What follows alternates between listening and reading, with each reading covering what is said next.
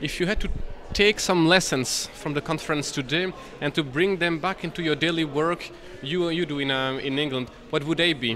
What would be the elements, the very constructive element you could perceive and you could notice during the conference that you would bring back to your daily work in England?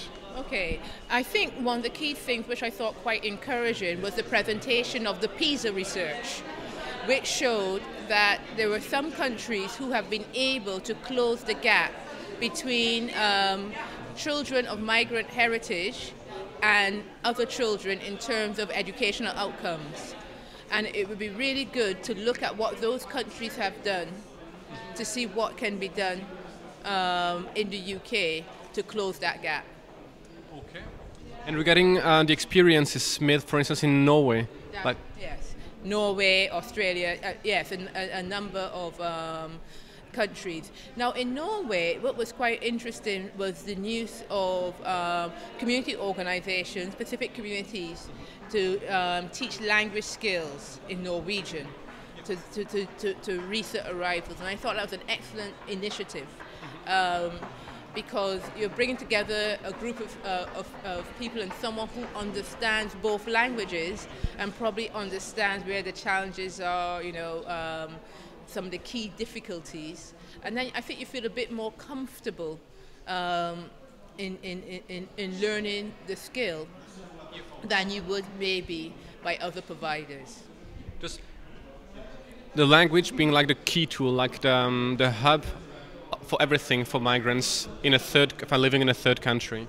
Yeah, I think language is pretty key, not just for doing, not just for employment, but just going around day to day. You know, being able to go to the shops to purchase things to make yourself understood, whether you want to join a community club or be able to speak to your neighbors or be involved in neighborhood associations. I think it's quite key. And what about also the cooperation between EU countries? Like we know also from Finland, they also propose very, very good models. In the past, we would talk about Humboldtian model, just the German model. And nowadays, the German use the term Finlandisieren to make like they do in Finland. Yeah. How about this comparison? Do we do it enough? Do we cooperate enough between EU countries, taking very good examples such as from Norway, from Finland, or do we have to do more? I think we do quite a bit because there are ministerial meetings in the different particular areas. So we know that educational ministers will meet to share good practice. So a lot of it happens, but what they don't do is that they don't talk about it enough. So they don't communicate it or make the general population aware of just how much collaborations or sharing that takes place between EU member states.